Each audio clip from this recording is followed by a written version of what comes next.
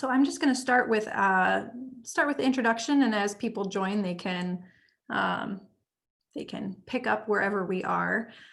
So today we're going to be talking about more than a diagnosis, living with ALD and what the mental health impact is. So I am Johanna Bond. I'm a licensed mental health counselor. I'm here in Rochester, New York. And I work in private practice. So I specialize in my practice in working with individuals who have medical issues or who have experienced medical trauma. And previously I worked on a hospital inpatient unit for rehabilitation, physical rehabilitation. I also do writing and editing, mostly around mental health topics and psychology. And I want to highlight the guiding principle that I use in therapy. So in therapy, there is a statement that you can only challenge someone as much as you support them. And that's something that I really take to heart. It guides pretty much everything I do in my practice. And even I would say guides what I do in how I'm sharing information, like with all of you today. So first things first, I want to put out there that I respect the lived experience.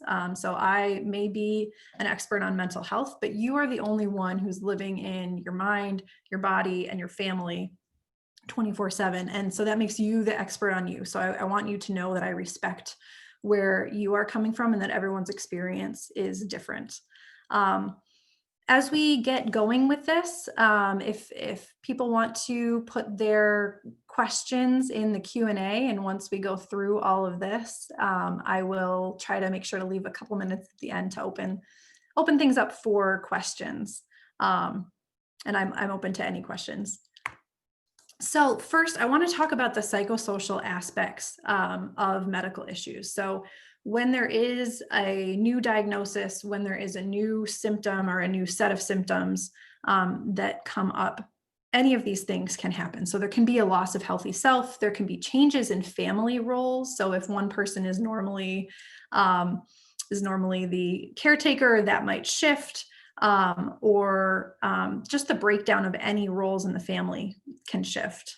There can be anxiety about worsening health. There can be shame that comes up about the body, and we're going to talk more about that later. There can be just the adjustment to functional limitations, as well as facing mortality, and along with all of those kind of negative changes, there can also be finding new areas of personal strength and resilience. So we're going to talk about all of these things. I know that some of you may be coming to this from the role as a patient. Some of you might be coming to this as a physician listening. Some might be in a caretaking role. So whatever role you're in, I think there will be something for you. So let's talk about trauma and grief. We're going to go through the stages of trauma.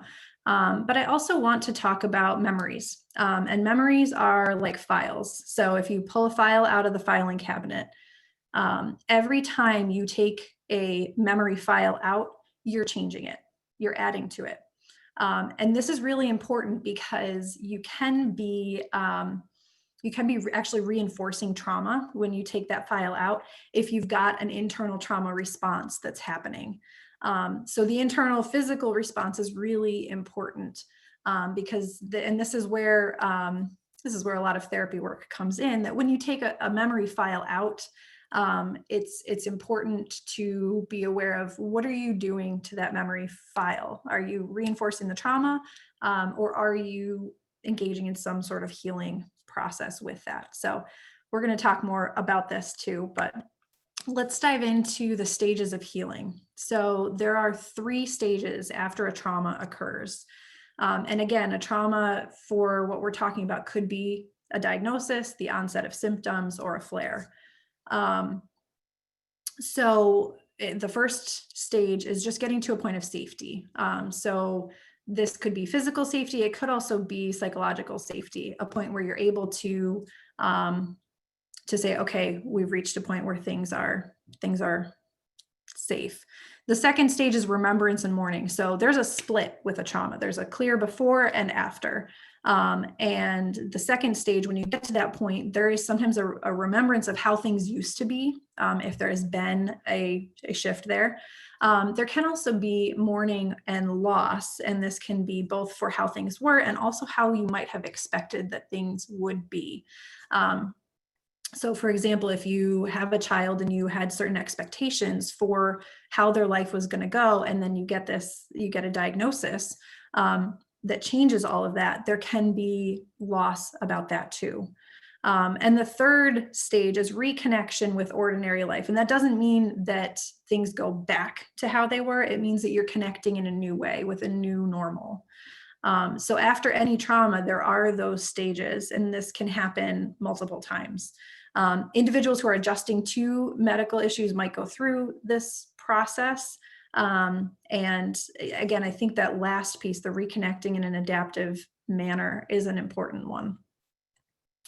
So when it comes to trauma, I like to talk about Bessel van der Kolk a little bit. And he talks a lot about the body and the brain. And he also has some optimism in trauma. So this first piece about how our capacity to hurt one another is matched by our capacity to heal one another. That's really talking about some of the relationships and how things go when there is trauma, that we can help it, or sometimes we can cause that harm. But regardless of what's going on, language gives us the power to make meaning of our experiences. We have the ability also to regulate our bodies, and we can create environments that foster a sense of safety. So these tools for healing, people, language, physiology, and environment, I think are crucial to talk about, because there are so many things that are outside your control. It's important to also look at what is in your control. So I also like to talk about Brené Brown. Some of you might be familiar with her. She talks about how vulnerability is not the same thing as weakness. We often think of being vulnerable as being weak, but in fact, to be vulnerable, you have to tell the truth and you have to be courageous. Shame can actually develop when we isolate, when we don't speak our stories. So to combat shame, we can increase awareness of what triggers the shame. We can reach out to connect with others, and we can give voice to shame. So just by voicing the things that cause shame, we can build our resilience to it. So I think that it's helpful to keep these things in mind when considering body shame, or shame about anything else that is related to the medical process, and the sense of vulnerability that comes after a diagnosis. So shame, I also want to point out that shame gets at the core sense of self, who we are. Guilt is more about our behaviors and how they line up with our values. So shame gets at again, that core sense of self. Guilt is about the behavior. So I think that's important also to keep in mind with what's coming up. The more we understand what's coming up, the better we can empower ourselves. And I realize I'm speaking quickly. It's because I get excited about this stuff. I think there's a lot that we can do to empower ourselves. So with grief, grief is weird. I put this out there because I think there are certain ideas about how grief should go that we see in the media, and grief doesn't always go the way that we think it should. It's weird. It can come up in different ways. We've got the stages of grief to help understand it. Kubler-Ross's stages, sorry, I didn't put that in there. But denial, anger, bargaining, depression, acceptance. So these are things that people may experience as a part of grief. But they don't always go in order. They're not always clean. And there might be other things that come up, changes in appetite, changes in motivation. There are so many things, so many shoulds that get attached to the grief process. I should be upset, or the opposite. I should be okay by now, or I should be okay at this point. And so when someone is grieving, with my clients, what I like to tell them is that whatever you are feeling is okay, because there's a whole range of things, and any of them can come up, and any of them are okay. So I think accepting the emotions and also finding healthy behaviors to manage the grief. As humans, we have an incredible tendency towards resiliency, to take care of ourselves the best that we can. Sometimes this comes up in ways that are not healthy or sustainable. So, for example, with substance use, the tendency or the motivation that's underlying it is healthy, right? The motivation is, I need to take care of myself. This pain is too much, or this grief is too much, and so here's how I can deal with it. So the motivation for it, or the intention internally, is positive, but the impact that it has might not be healthy. So I think it's important to find healthy behaviors to manage the emotions that are coming up, and acceptance is a great one. And I will say this throughout the presentation, that I think it's always okay to reach out to mental health, to get a therapist of your own, because we've all got stuff. And I think going into therapy, there can be concerns about, will this person judge me, or how will I come across? And in fact, everybody has their stuff, and everybody needs help sometimes.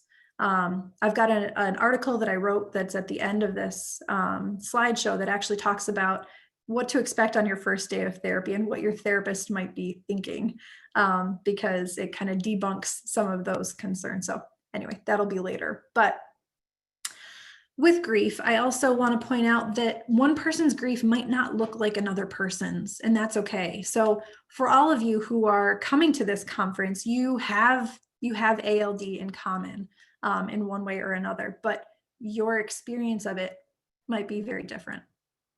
So I also just want to touch on the types of grief. So there is anticipatory grief, acute grief, disenfranchised grief, and complicated grief.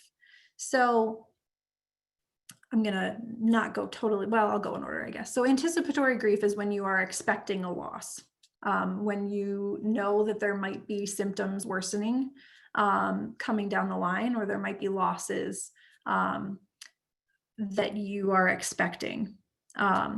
So that is a valid type of grief. And I want to talk a little bit about the Holland story. So for those of you who are parents, there is this story about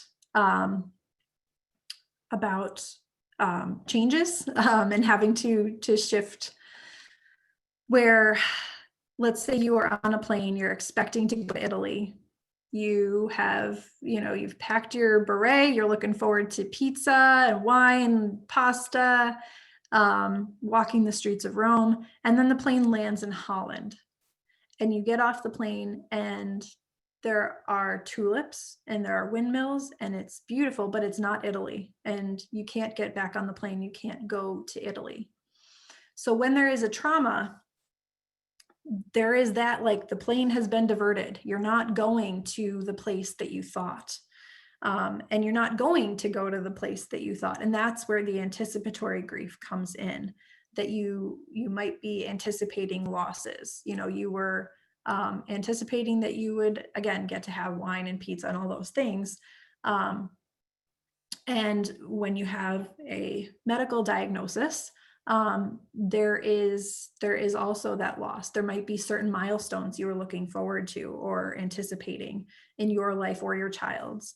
So that's anticipatory grief. Acute grief comes up when you're in the thick of it, when you've had a loss.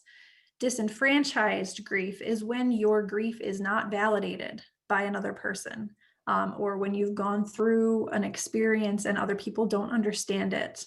That can be disenfranchised. And complicated grief is grief that doesn't resolve over time, where it really gets in the way of functioning. And that's something that really needs to be addressed with a professional.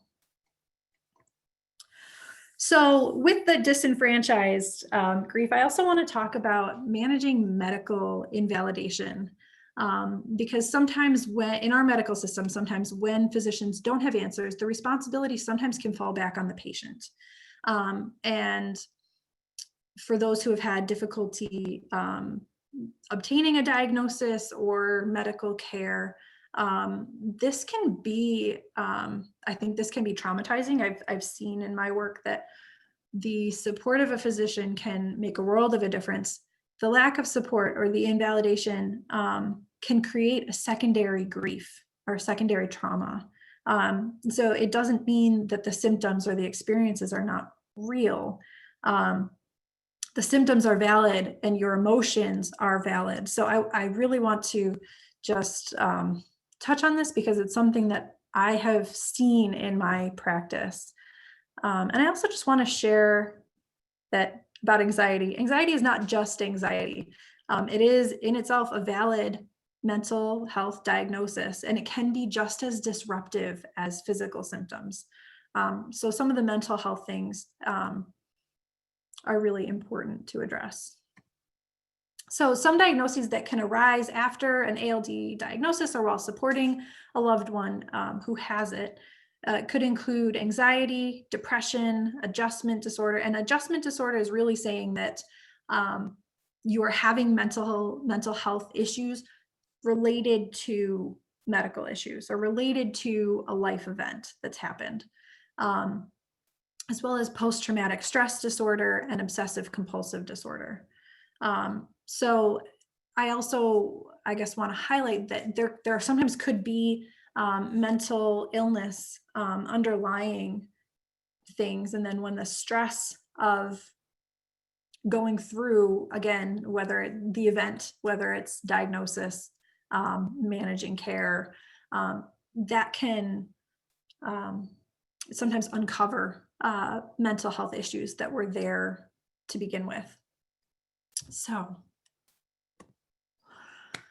I also want to talk about post-traumatic growth because there's so much focus on post-traumatic stress, which is the negative response to going through something. Post-traumatic growth, well, so post-traumatic stress disorder can develop after a traumatic event, and it includes intrusive symptoms, avoidance, depressive symptoms. But post-traumatic growth can also occur, and it involves growing from the negative experience. So it's not saying that the trauma didn't happen in the first place. It's not negating that experience, but it is something that a lot of people do experience, and things that can help that are the things that we've been talking about: connecting with people, controlling the internal response to stress. And studies show that individuals have more post-traumatic growth and better quality of life when they use coping skills and resources. And these could be social supports, when the physician supports the autonomy of the patient, and cognitive appraisals. And I won't get too much into that, but a cognitive appraisal is basically how you view the situation. So if you view it as a threat versus if you view a situation with some opportunities for growth or challenge, that can also be just one factor that can contribute to that. So social support is just so important. And learning how to communicate about ALD with people outside of this community is something that is in your control. So again, there's so much that you might not get to control, but you get to control the narrative. You get to control what you communicate, how you communicate it. And the best way to do that might change over time. But think about when you're talking with family members, extended family members, when you're talking with your friends or your neighbors, you get to decide how much you share, and you get to decide what you share. And if it's, if you're a parent, this might be something that you negotiate with your child. And when they're young, you might share everything. And as they get older, that might need to change based on their needs and their independence. But this is something that you get to choose. And this is something too that working with a therapist can sometimes help to to figure out what is the narrative that you want to share, and how do you want to talk about it with people. And the flip side of that is setting boundaries. So there might be people in your life who are not supportive, who don't get it. And it's important to set boundaries. I think it's just as important to set boundaries with those people as it is to seek positive social supports. And there are ways to set boundaries. We're going to talk more about that. But again, working with a psychotherapist can help to figure out some of these things. So thinking about coping and resources, again, what's in your control, your thoughts, your actions and your behaviors and your environment. And also how you make meaning from difficult events. So there might be some of those really big existential questions that come up, like why do bad things happen to good people? And it can be useful to explore these questions. And that might be something, again, it could be with a mental health professional, but these also, it could be with a religious leader or a trusted friend to talk about how do you understand, how do you make meaning of what is happening in your life or in your child's life. And I want to talk to you about self-care. So self-care is not just a spa day. Those are great. But self-care is, I think that the term has kind of been corrupted a little bit. I think it's an approach. So it could be allowing imperfection, allowing others to help. I also think about the two top bullet points here. You might have some days that are bare minimum days and some that are like super productive. And on the days that are bare minimum days, it's important to recognize, okay, here are my limits. Here are my expectations. By adjusting what's going on internally or your mental expectations, that can be self-care, as can containment and compartmentalization. So when you compartmentalize things, when you compartmentalize, you're putting things, you're separating out different things. Containment goes so far as to visualize putting some things in a container. So like I do this for trauma work, but you could also do it. Let's say you're going from a doctor's appointment to work, or to a family dinner. And you might not want to take one thing to the next. So with containment, you can actually visualize shrinking the thing down. You can picture it as a Polaroid or a picture or something else, shrinking it down and putting it into a container, closing the container, leaving it. This is something that I actually do oftentimes at the end of a work day. I will think through all the people that I've worked with in the day. And since I don't think it's very kind to put people in Tupperwares, I actually picture a big hand. So in my mind, I shrink down each person I've met and I picture a big hand and the hand just kind of gently holds them. And then I walk out of the door. And that's something that it can really help to separate one thing from the next. So I think it can be really hard to accept help, especially for those of you who are helpers in your profession or who are caregivers in the family. But when the family system is stressed, that's a time to reach out. It's okay to accept help from friends and family. I think we have professionals for a reason. And the times when I would recommend reaching out for mental health help specifically is if you are feeling overwhelmed, if you can't complete daily tasks, when it is impacting all of those things. So I think if anxiety, if there are depressive symptoms that make it hard to get out of bed, if you notice a significant change in your eating habits, your sleeping habits, any of those kind of like daily, not just daily functions that you do, but like what's going on internally. Those are important to pay attention to. and to reach out for immediate assistance. I've got some numbers listed on a later slide. If there's a crisis immediately and somebody is having thoughts of suicide or is not feeling safe, that's a time to call 911. It's always okay to do that. Again, we've got that for a reason. For those of you who are outside the US, knowing what your emergency resources are ahead of time is important, and thinking through, okay, here's what my plan would be if I needed it. For ongoing support, I think that's where a licensed psychotherapist can be really useful. Or again, there could be other supports in your life, like religious support or your neighbors. During COVID-19, it's harder because we are more isolated. So I think being intentional about where you can get support is really important. So I've got some of these resources listed here. I like to put the national text line on, because if it's 2 a.m. and you're having a hard time, it's sometimes easier to text.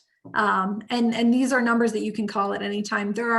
I started to put some local numbers on here and realized that might not be useful for you, but there are local organizations, mental health organizations, that are available. So like here in Rochester, New York, we have a mobile crisis unit. And the mobile crisis unit is available. It's not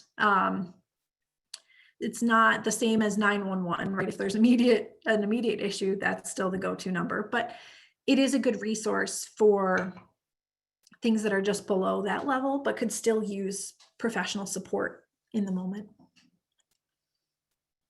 So I'm going to open it up to some questions. I wanted to make sure we leave time for those. And I've got on here my contact information. I'm going to share the slides because I know I just flung a lot at you.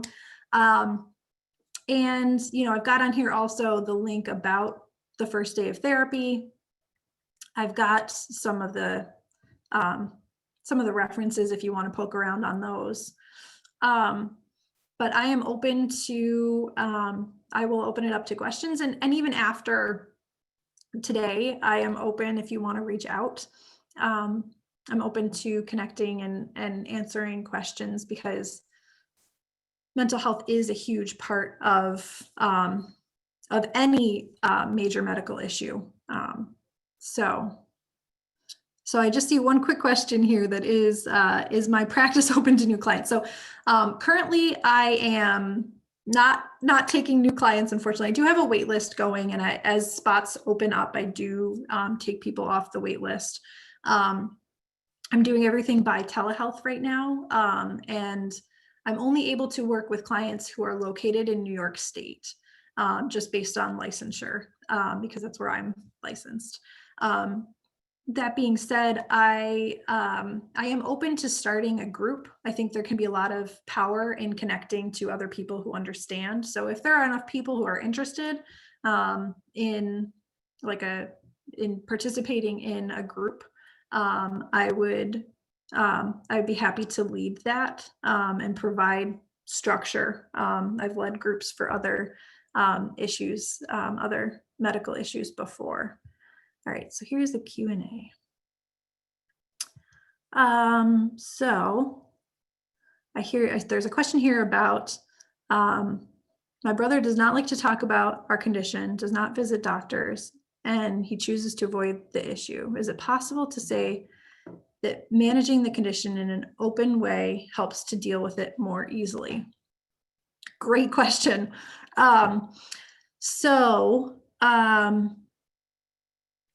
I think, as I was talking about, with the shame things, I think that it can be really useful to be open with ourselves and with other people about what we're experiencing, what you are experiencing. And so I do think that it can be helpful to manage the condition in an open way. That being said, I also think each person is different. Each person might be might be coping in different ways with the difficulties. And so I think that it's hard that we can't control other people. It's so hard. And I sometimes, I'm going to pull up a little drawing that I have here that I share with clients. I think about these relationship drawings. So this top one here, they overlap. And that can be like a parent-child relationship where one is dependent on the other. This bottom one, though, is how I think of healthy adult relationships, where each person is their own person, and they might have points of connection where they touch, and the relationship goes around them both, but they are their own person, and they're responsible for their own health and mental health and well-being. So those are my useful doodles. I'm not an artist, I apologize. But so I hope that that's helpful. I think that it can be useful. It's also, so for this question, for your brother, it's hard, but it may be, it'll be up to him how he chooses to cope with it, I guess, is how I can put that succinctly. All right, so next question. How can men with AMN try to get a girlfriend? So, okay, so this question is about marrying and possibly having children despite disability. And I think it'll be a very individual question. I think it's something I'm not sure I can totally answer that. But I think it's useful to be honest about what are the limitations that person experiences.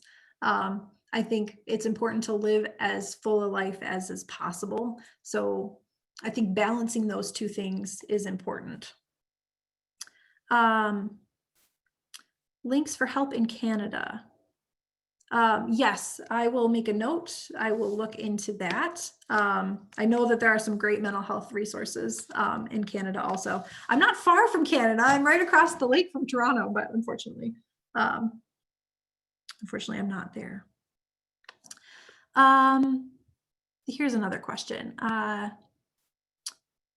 never tell my colleagues what health problems I have because I don't want to be judged and want to be judged by who you are inside. Yeah, I think that's okay. I think, again, that how you communicate about your health problems, that's up to you. And that's something that you get to control. So you get to decide what you share and how much you share. And I don't think I can tell you right off the bat, like, yes, share more, share less, because it's different for every person, and what's appropriate for every person. But it is a great question. And it's a great question to think through. And I would maybe ask, like, how do you know when someone is trustworthy? How do you know when you feel okay to share with someone about your health problems or about your disease? And I think it's fair that you want to be judged by who you are. I see, yes. Okay. So next question. You guys have great questions. Thank you so much for putting these out there. I feel honored that you're trusting me with this, even though we're not face to face in person.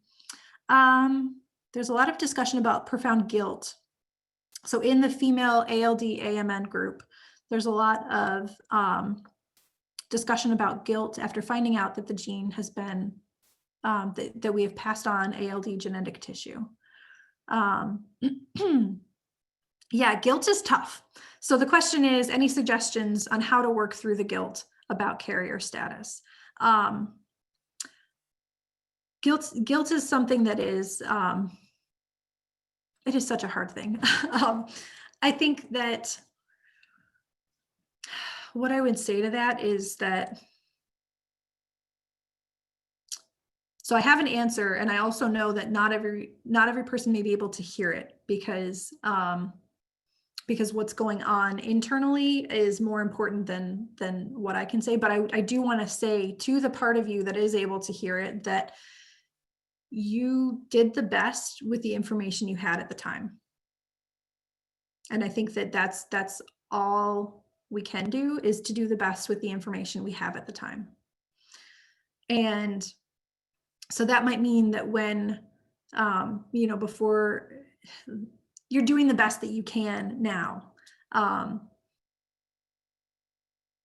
I think that that's true whether or not you know about the diagnosis, whether or not you know about the carrier status. Like, you make informed decisions based on what works for you and what you believe and what your values are, at any point. And so I think wherever you are in your journey now, you do the best with what you've got. And so again, I know that that's like, it's one small drop for me to say that, but I still want to say it.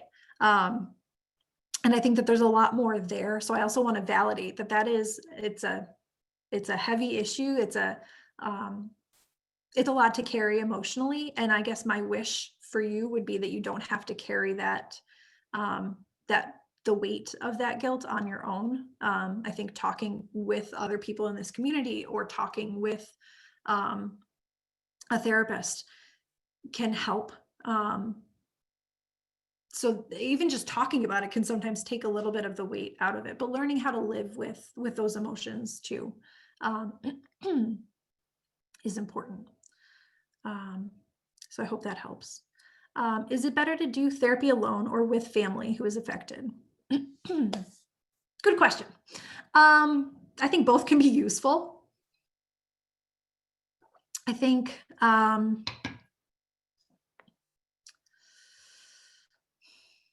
I know, so, and every therapist might be different. So there are some therapists who are specifically marriage and family therapists by training, and they might be great to work with a whole family, especially if you're noticing, I mean, this is something that impacts the whole family, not just one person. So I think it is good. I know for me, if I'm working with an individual, I will often do some sessions that involve family members, or even with a family member one-on-one. When the issue is that you're coming in with, I think it depends on if you're coming in looking to work through, like, how is this diagnosis impacting the whole family, versus I'm coming in with, I'm having panic attacks and I need to work through this individually. So I think it depends on what you're looking for. So I hear there's a question here about, I heard the analogy about flying to Italy but landing in Holland. It's a lovely analogy. However, I would liken it more to landing in Chernobyl initially. Yes. Yeah. How over time, having no way of leaving Chernobyl, beauty can emerge even among the ruins. I think that's a beautiful metaphor, and I think that it's appropriate to adapt the stories and the metaphors to your own experience. So I appreciate you sharing that. As a parent, you often need to talk about how you feel you have failed your child. What do you say to people who shut this down as negativity? Oh, I think it's so important to shutting things down as negativity. There is a term called toxic positivity, which is where you just turn to the positive always. And it can be toxic because it's so important to validate the negative things. It's so important to validate the things that are hard. And if you feel you have failed your child, I think, so coming from a cognitive behavioral approach, I think that it is important to both validate the emotion. That feeling of failure is valid, it's true, it's your experience. And also to challenge sometimes, if the thought paths in your brain, getting into some neuroscience here, you build thought paths, the neurons fire. So if you're building some thought paths that keep going to like a worst case scenario, there are ways to challenge those thoughts so that they don't become like perseveration or thought loops that are going. So I think it's a both. The answer is a both. I think it's important to validate the emotion and sometimes to challenge the thought. Advice on talking to young children about medical issues. Yeah. So what and how you share may change based on what stage of life, what phase of life they're in. And so talking about things at an appropriate developmental level, I think, is important. I think being honest with kids is important. Sharing a truth that is scary to a kid can actually be less scary than not sharing, because their imaginations can come up with lots of things. And there are lots of adults I work with who have had difficult or traumatic situations as children, who, when they weren't told what was going on, the confusion can actually be more harmful. But that being said, you don't need to share everything all the time. You know, I've got 4-year-old nephews, and they might ask a deep question about something, and I might start to answer it, and like I'll be like, you know, one sentence into the answer, and then they're off to something else. So they might just want a snippet. So it could be bite-sized things. That's a very condensed answer. I also don't work with kids, so I will say I'm not a specialist there, but those would be my 2 cents. And I realize we probably need to wrap up in a minute, so I'm just going to look and maybe pick one more question. Is there a specialty in trauma and medical coping in the therapist community? So the question is, what can we look for, or are there credentials? There isn't one set. I mean, mostly you want to look for somebody who is licensed, and then you could ask, I would ask if they have experience working with people who have had medical issues before. So maybe looking at like their past experience, or if they list on their website that they have worked with these kinds of issues. So I know there's a couple other questions. If I didn't get to them, please feel free to email me. And I apologize that I don't have time to get to them all, but I don't want to keep you from your next event. So I am very grateful to all of you for being here and for listening to me. And I hope that the things that I'm sharing are useful for you in some way.